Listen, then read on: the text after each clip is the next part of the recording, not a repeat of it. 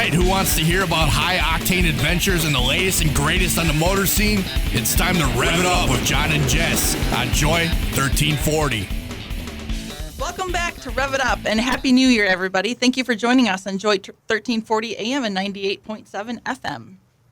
We are back from, Jess and I were talking about this morning. I said, are we coming off of Christmas or are we coming off of New Year's? Of course we're coming off Christmas. Big discussion, and I'm like, I just want to know. So I just want to make sure everybody had a good New Year and a Christmas. And it was a big discussion. So it was a rhetorical question, therefore it shouldn't have been. I'm throwing a complaint department that nobody gave me the muzzle or duct tape for Jess because she's still here. So there ain't no stopping this ever. No. Some days it goes a little bit slower, but some days it just can't stop it.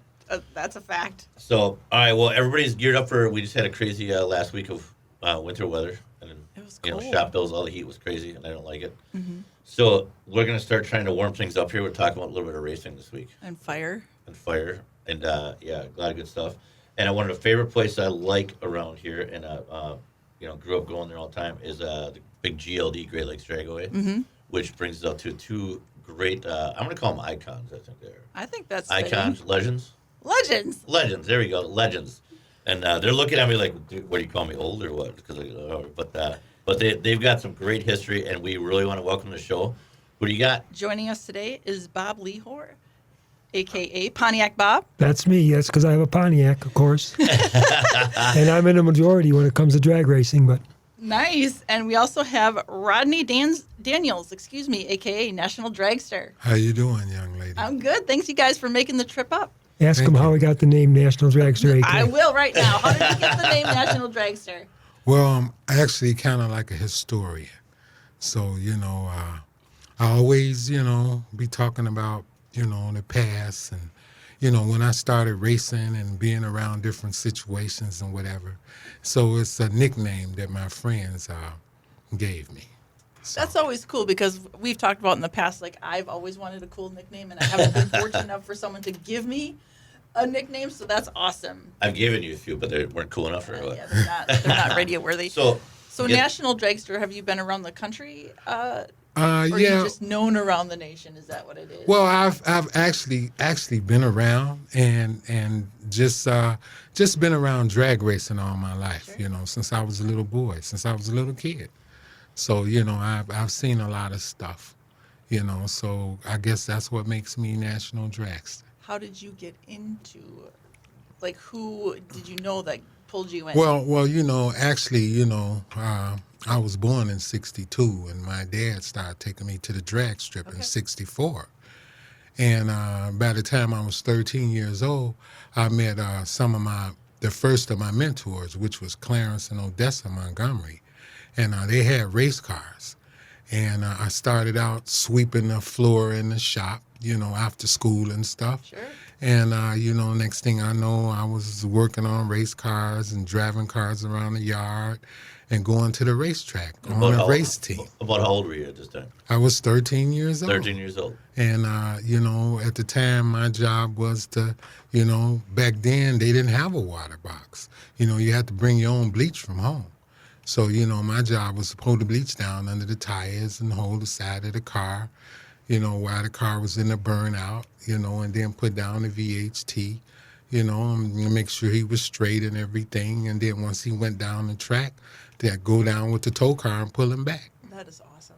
At 13 it was years cool. old. Right. And to some of our listeners and followers, the water box that he's talking about, or the VH, the sticky stuff they put on tires, that's the burnout that they do before the car takes down the track to get the tires heated up. So it sticks to the track so they stay in the groove so they get a correct launch and everything like that. Otherwise, the car just skates out of the track, as we all see. So I just want to inform everybody on that. But go ahead, Rodney. Oh, yeah. And, just being around racing, basically all my life. I'm a retired heavy equipment operator. But I still always been around racing, and I still are today. Nice. Thank you. That is a story and a nickname well-deserved, I would say that. And we've got now, obviously, Bob, you and I, Pontiac Bob, I'm sorry. Yeah, it's Pontiac Bob. Pontiac Bob. Now, I've actually known about both you guys for a while over the years, and I had the privilege and the honor to actually talk with both you gentlemen and your crews at the McCacken show. And it was great just having all that stuff. And Bob, you gave me some great history it's always, even when I get on the phone with them now, it's great because we go to these shows and I meet some people that I've never met before. And all of a sudden, now we just talking. It's like we know each other for years. It's great because we're talking. Bob, both you guys, the thing we have in common is your home track is Great Lakes Dragway. Yeah, that's correct. I raced at Great Lakes Dragway in 1958. I was 15 years old. My older brother used to have to flat tow the car to the drag strip because I didn't have a driver's license. Oh. You could race at the drag strip without a license, but of course you had to have a license for the street. So, and I, as a 15-year-old kid, I had a designated 57 Chevy drag car. Couldn't go on the street, it didn't have plates, didn't have insurance, didn't have nothing.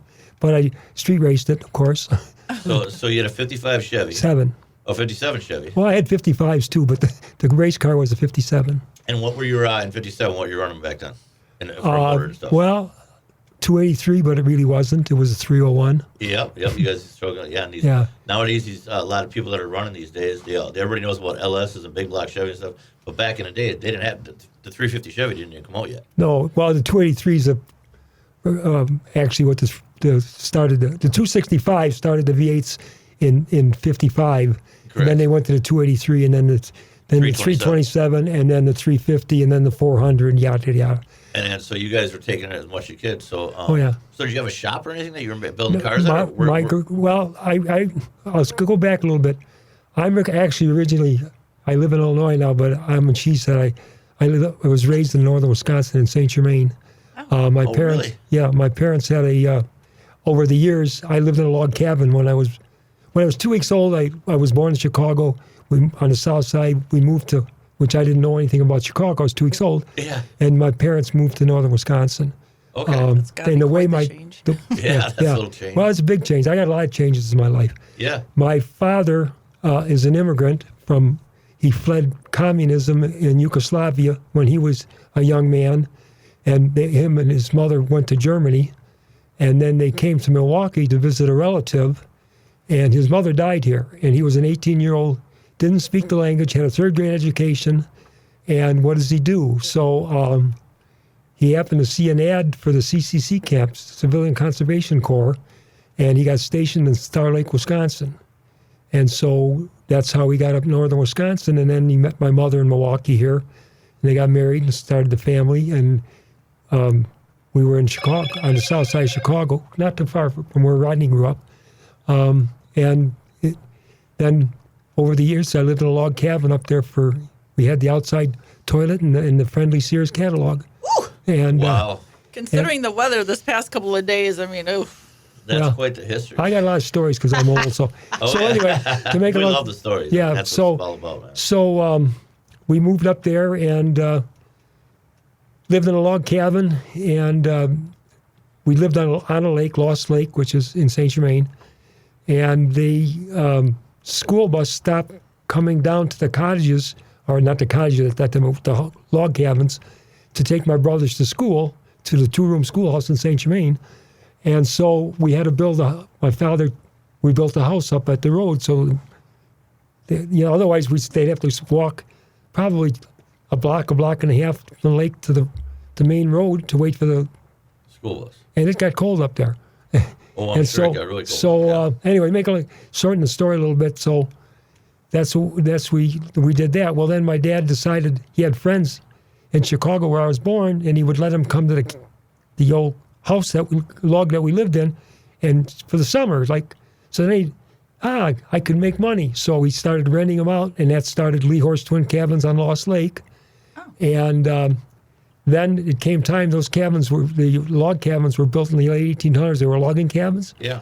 And so then bottom logs were rotten and everything, so it was not safe. So we started building a cottage, our resort. So it was Lehor's Twin Cabins because there was 2 cabins that were log cabins, and they were twins. So the first cabins we built as a family had to be twins because the name was Lehor's Twin Cabins. And so consequently, that's how it went. And they ended up with 9 cottages and over the years and so forth and so on. But I still run into, in fact, I walk every day at a Menards at home because I had a heart operation in 2008. And I met a guy there that actually stayed in our resort back in the day. So anyway, so then we moved to Chicago, and I was hooked on drag. I started driving in northern Wisconsin when I was 12 years old. Okay. And when I was 13, I used to have to take my dad's pickup truck and take the garbage from the resort to the dump. Okay. And then the cops would come and talk to my grandmother because we ran the resort and tell them, we know he's out there driving and he doesn't have a license. Can you go with him? She says, I can. I got to do here. So they said, tell him to take the back roads. So how did you get excited about it? What piqued your interest about it? Was it family members that were into it already, or you just saw it happening? Or moved to Chicago. Well, I was a car guy and didn't know it when I was young. Okay. So we moved to Chicago, and it was a big change because I went to a 2-room schoolhouse in St. Germain, Yeah. which unfortunately it just tore down 2 years ago, and I'm sad about it. But and to the Chicago schools. Well, I had 1st through 4th in one room and 5th through 8th in the other. And here I'm in a big school in the city of Chicago, and it was an easy transition, but it worked. You did what you had to do. Mm-hmm. And I just loved cars and everything, and so I ended up getting involved in it. And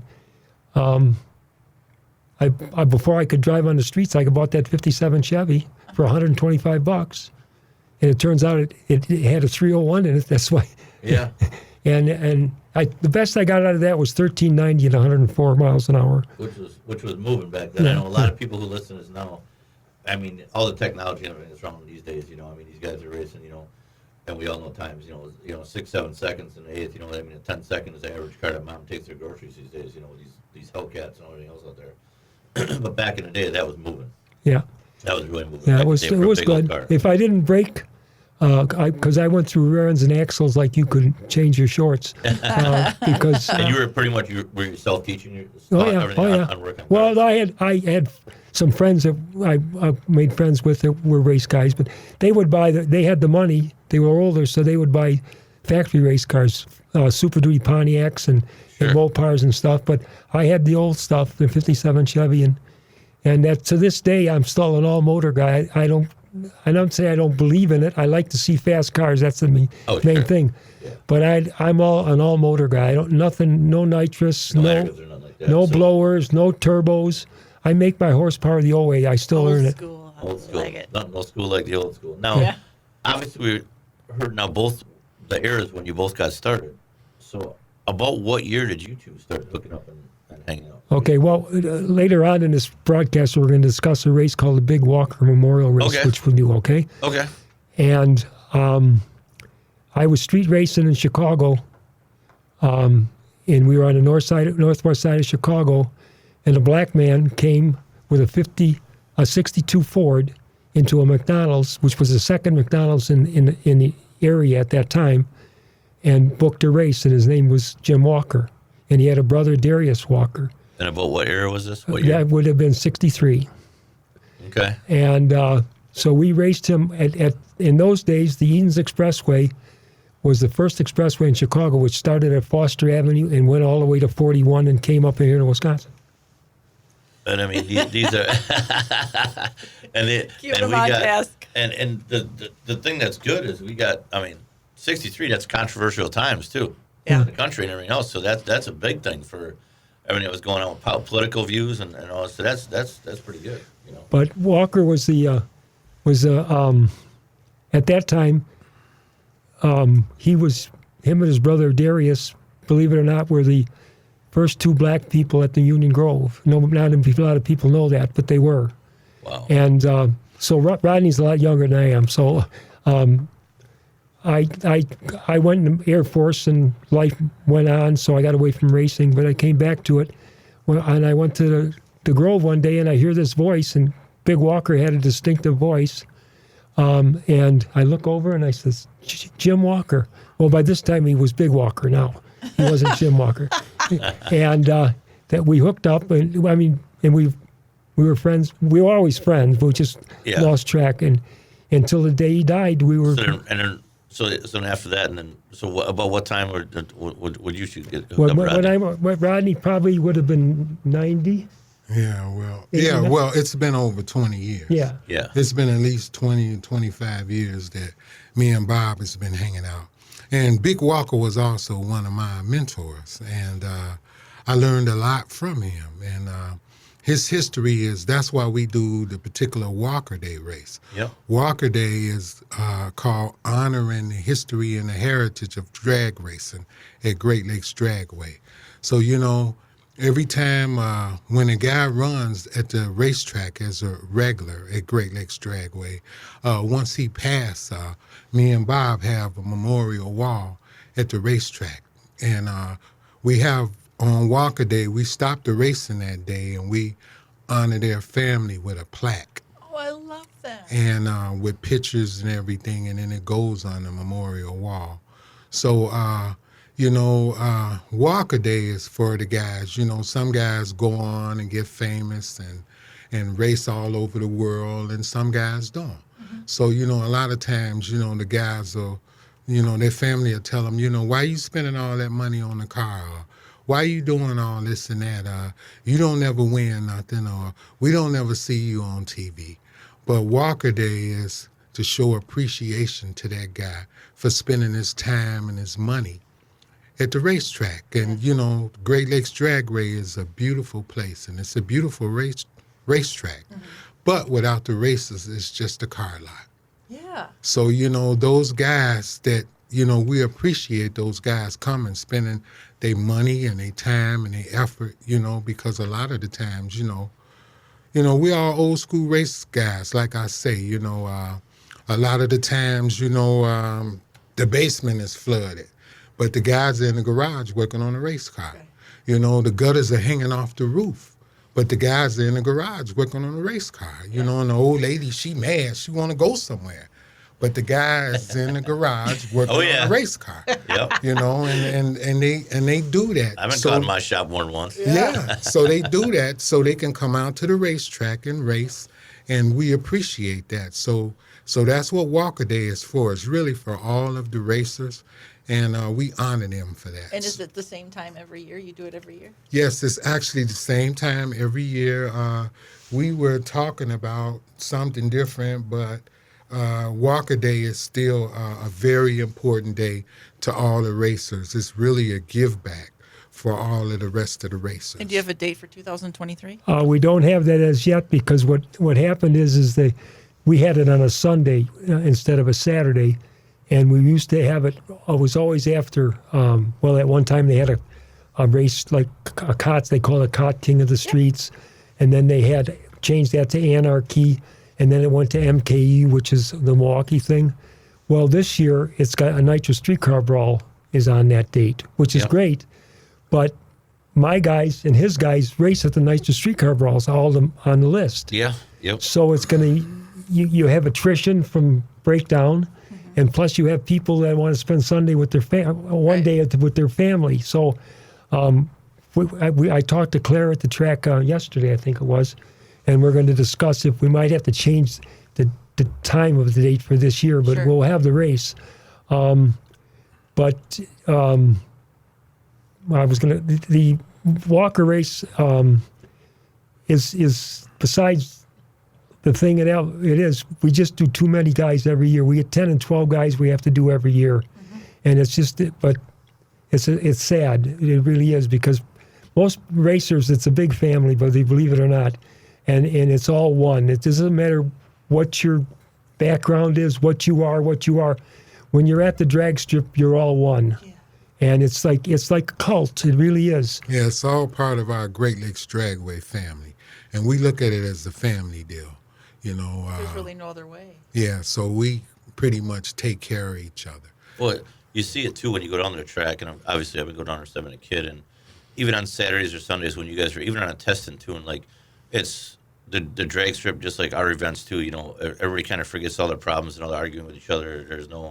Doesn't matter where you live, where you came from, who you voted for, where you grew up, what country you come from, like you were just saying over there too, and everybody's cooking on with each other, everybody's helping in each other's cars, their kids are riding around on little bikes around on the whole drag strip. It's a family event. They bring their campers and stuff, and it's just, you know, it's another event with drag racing and anything with a motor, you know, like we talk about, you know, it brings people together, you know, and Absolutely. you've got another big event coming up too with the we want to touch base before we run out of time here, is the World Wheel Show that we can have a big display with too, right? Yeah, we do. We've got we have 8 spaces for the Midwest Gassers and the Midwest Storage Line, which is I'm the coordinator for, and Rodney can speak for his group. Yeah, we also have 8 spaces for the Midwest Nostalgia Pro Stock Association. So that's the particular group that I'm over. The president of the group is Miss Stacy Manises. Okay. She owns Manises Transportation. Okay. And I used to crew for Dan Manis. Dan started the whole group, and all of this really is basically in his honor. And he started this thing, and me and Stacy are going to finish this thing off, and we're going to keep it going. It's a great group. We have great guys. We have guys and women inside my group. I think you know one of them, Diana. Oh, yeah. And we have Leslie, and we have Hannah, and we have Jackie. So, and plus we got a bunch of guys, Bob Unger and Jim Parks. And we have a lot of good guys in our group, and we have a lot of good cars, and we all get along, and we're all like a family. Yeah, we have, Diana, I really got to know in the last couple of years, great with her car. She was actually at our Motor Mania show last year and helped out the guys with the slot car drags and all that stuff. Mm-hmm. And they ran a couple solo passes on ours because we have we do 300-foot street drags at ours, little tighter than a track. But she put a show on for the fans out there with her Firebird and stuff like that. And she's a good woman. She's a real good person. That's like that. good. Yeah, she's. I definitely. It's good to have her in my group. I really appreciate it. How can people follow your events?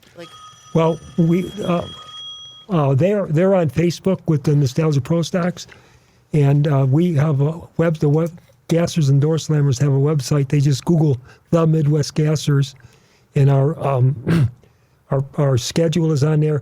Most everything we do is at Union Grove. That's our home track. But they once in a while go to a different track, and this year I'm talking to a friend of mine, Big Drag, and he puts on a race at Byron in August, and he wants me to bring some of my guys out there. So I'm going to take some of ours. I'm not sure Rodney. He's got to talk to his people yet if they want to go. So we're going to go to Byron this year But believe it or not, even though everybody loves the Grove and they grew up there and everything else, it's like something. If you went to a vacation here, you say, yeah, maybe I want to go over here now. Yeah. Well, drag racers, really try something new, yeah. Drag racers are like that. They want to go to a different track every now and then. Not that they're loyal to the track that they're at. They just want. So I try to throw that at least one event in that we can do that too of our group. Yeah, but so far we run 8 races at the Grove, and we really love it, and it's a great place, and they work with us, and they're good people to work with, and it's an awesome racetrack. We have the best food, at the racetrack, all different kinds of food. We're the only drag strip that's open 6 days a week.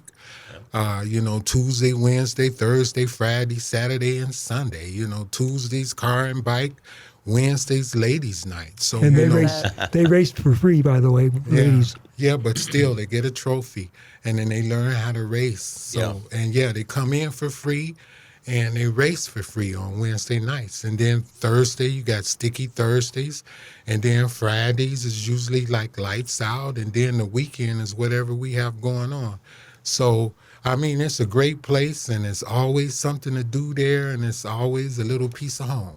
My daughter turns 16 this year, and she wants to drag race, so you'll probably see her down on some Wednesday nights in the summertime. Bring her down Wednesday nights. We're in the process of building her car right now, so we're going to... Well, no offense, but Rodney and I said her how to do it straight, so she has a good experience. Well, she could get that in her book to learn how to drag race from 2 legends. That'd be pretty amazing stuff. Do you guys still actively race? Oh yeah. Yes, I do. I'm 80 years old, so. You'll never stop, right? Well, no, I'm not. I don't plan to, but someday I'm going to have to stop, I guess. I have my GTO I have a '65 GTO. It's a tube chassis car, and the bones don't want to bend for me to climb over in a roll bar. I hear that at 46 already. But I do it, and That car wouldn't have me. You used to run a yellow one, right? That's the yellow one, yeah. Okay. But I know we're running short on time, but Okay. I just got to tell somebody something real quick. One of the fastest car I ever ran was I was running the 8s. Okay, and I came to the Grove, and I didn't know you at the time. I knew who you were, but I didn't know you per se. And I just built I actually got the car. Ryan Oshesky built the car and had a 548 Merlin in it. And I foot braked it because I wasn't used to trans braking or anything like that. And he came out, and it's old man by his car, right? I figured he doesn't really know much, And I foot braked the car, and I came up all sideways and stuff. And he goes, "That was somebody's show car. You ain't got that car set up." And he yelled at me. Good. He yelled Somebody at me, and it was me and Randy, my brother. And he goes, "You're putting way too much power down to it." And I was only foot braking. I didn't even hit the trans brake yet. And then we got it back there. I blew the header gasket off and a fuel blockout plate offside the motor off it because and I went and looked for him. And Elizabeth was just a little kid riding around her scooter, So this had to be 10, 12 years ago. And you were out there in the front. So One thing I want to say before we're running out of time here is one thing about drag racing. Drag racing is an equal opportunity sport. Anybody can win. So you don't have a situation where a man's playing basketball against a woman because he has the advantage. Plus, it's also worse than crack. Once you get around drag racing, you're pretty much hooked. That's with anything with a motor, though, isn't it? I mean, the first time you hear that motor and your hair on your arm stands up, it's just like, it's got to go faster. I got to be there. I got to do this. I got to be next to the guys. I got to get the car in the trailer. I know. I've been there. The action, the smell, the colors, the noise, it's the whole deal. We're not in the air anymore, right? No, we're. So we want to thank both of you for coming on the show today. We're going to have you come on again because there's a lot more stories than both of you. I know that for sure. I got 80 years. I got a lot of stories. We'll have you on again before. We'll have on intermittently. Yeah, so everybody, thanks for listening to Rev It Up with John and Jess. And we're going to have these two back on maybe before World of Wheels here, or we'll record our World of Wheels. Yeah, let's do that. That'll be fun. So everybody, stay warm out there. And Jess, what else you got to wrap it up? Nothing. Just have a happy New Year. Holy cow, Jess is speechless. It's you're listening to so much of these stories, so it's good. So, all right, everybody, thanks for tuning in. Again, you guys can follow these guys on our Facebook pages and Rev It Up, and we'll put all their contact info on. And then get down to the Grove this year, get racing, get back. We'll see you there. Get the stands back full over there. So, all right, thanks everybody. Bye. Thank you. Bye. Thank you.